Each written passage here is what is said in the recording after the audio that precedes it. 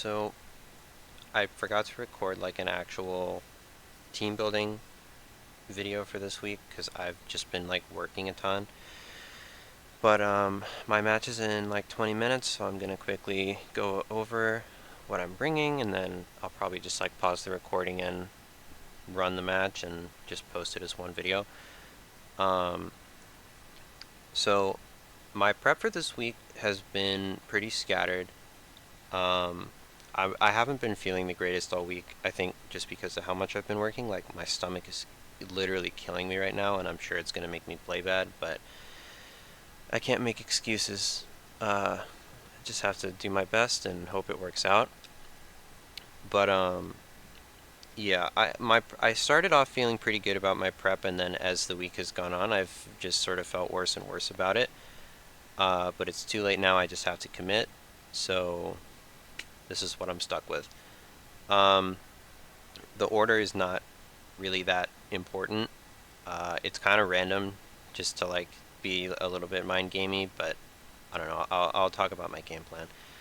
So Mammoth Swine is first. This spread is pretty normal. This speed is to outspeed Timid Basque Legion, and I don't need the extra point, so I can just put it in a little bit of defenses.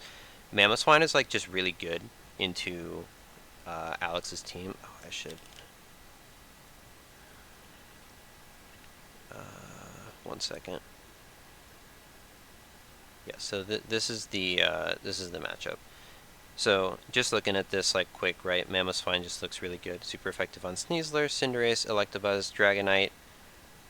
Orthworm is probably the hardest thing. It's super effective against the Gambit and the Lurantis as well.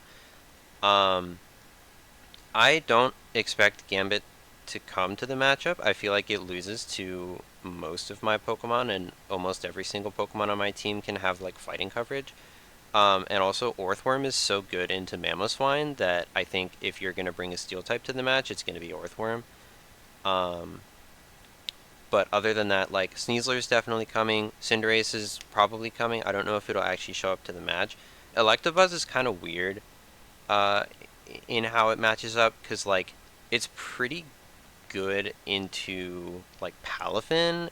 So if you're worried about the Palafin, I can see bringing Electabuzz. But I feel like there's a lot of other ways you can deal with Palafin. I honestly think Lurantis might be better against Palafin than Electabuzz would be, but we'll see. Dragonite is definitely coming. Basculegion is probably 50-50, but I think it's the thing that I'm the most worried about. Gothitelle, I think, could show up. Again, it depends on how worried Alex is about the Palafin, because you can like trap Palafin on lead and prevent it from switching outside of flip turn. Orthworm I think is like 100%. Granbull I think is like a 0%. And then I already talked about Gambus and Lurantis. But yeah, so the Mamoswine is really just there to hit things. I have Icicle Spear instead of like Icicle Crash because it's 100% accurate. With loaded dice, I'm pretty sure it's just straight up stronger. And if the Dragonite is multi-scale or Yachi Berry, Icicle Spear just breaks through those and guarantees the Oko. Also, if the Sneasler is Focus Sash and has like no bulk investment, a 5-hit Icicle Spear KOs it, which is really nice. But that's really it. High horsepower and Earthquake are there. Earthquake lets me sort of get around the Electabuzz, and then high horsepower is just the highest single target damage that I have. Yeah. Next is, this should be shiny, Low Kicks. Low Kicks, honestly, I don't plan on bringing it. It's mainly there to just hopefully scare away the Basculegion. It's faster than base 9. I don't think there is a base 90 actually. I don't remember why I did max speed. Oh, I think for the Electabuzz. I'm going to force the Electabuzz to have speed investment if it wants to like redirect the first impression. I don't have first impression, but that is something that Alex has to think about on lead. So if the Electabuzz doesn't have a lot of speed investment, then I would be able to just hit things with first impression around the redirection, which is pretty good. Tinted Lens is the only ability that Low Kicks will ever have, and the Choice Band is there just because it guarantees the Oko on Sucker Punch into Basculegion. And what other item am I going to run? This Flamigo is part of my 2 Pokemon lead. Like I'm guaranteed leading Flamigo at least in game 1, probably for both games. My plan is to just set up the Tailwind. This matchup is kind of weird in the like sense that my team plays pretty defensive, but all of my defensive pieces have a pretty hard time like living one big hit. So like the Incineroar is susceptible to just getting hit by a close combat, and I don't really want to play like the mind games if I don't have to. So I'm hoping that I'll just be able to like get Tailwind. Dual Wing Beat is there for, again, if the Sneasler is Focus Sash. Close Combat is there just because it's a strong option. It one-shots the King Gambit. Um, but my hope is that I can just like set up Tailwind and then sort of sweep the game with Mamoswine. If the Gothitelle has like Trick Room, it could get a little bit harder, and then I have to start playing games with like maybe game 1 I sort of get away with the Tailwind, and then if they lead Gothitelle, I probably will not set up Tailwind. I'll just like I assume it would be just double into the Electabuzz with CC, and then like probably, you know, Leaf Storm or Shadow Ball on the Sinistcha. But yeah, this Flamigo is pretty standard. It's EV to live a lot of things. Like it survives Adamant Gunk Shot from a neutral Sneasler, and it also survives Thunderbolt from uninvested Electabuzz, which I thought were important. Then next is the Sinistcha. The Sinistcha is pretty weird. Again, like I don't really want to play like a switching game this week because I think it's kind of needlessly risky. So instead, I'm running Heat Proof with the Flame Orb, and the idea is that of all the status conditions I could get from getting hit by Dire Claws and stuff, being half burned is just better than all of them. So I can proc my Flame Orb on turn 1, and then just start Rage Powdering away Dire Claws for free. I think it does like 30% if it's max Jolly. I think it does like 37 or 38 if it's Adamant. It's not a big deal.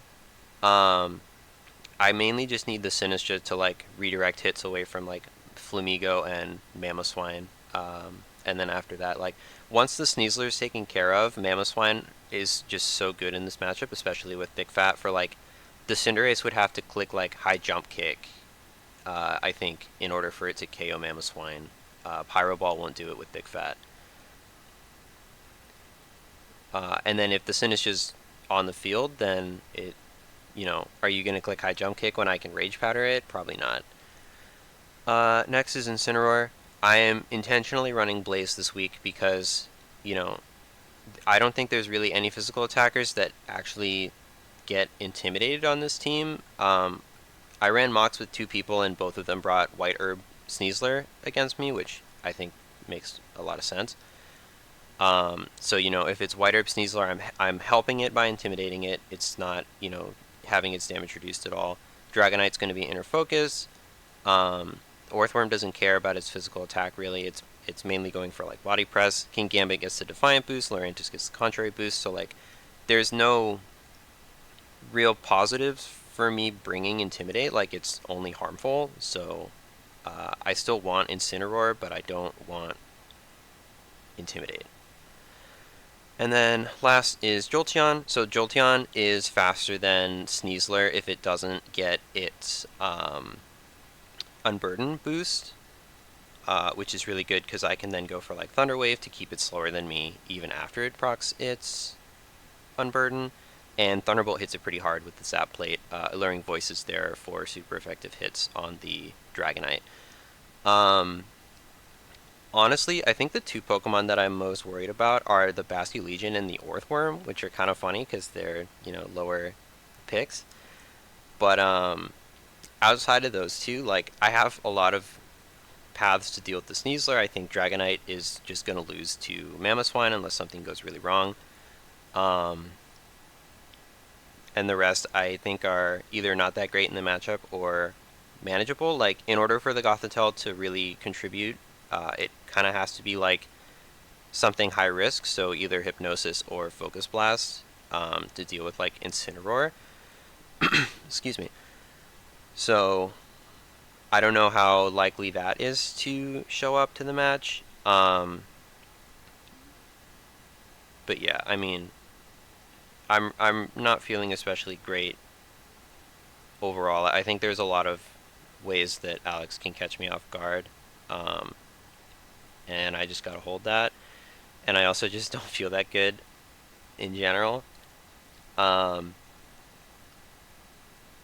but yeah, I guess we'll just figure it out.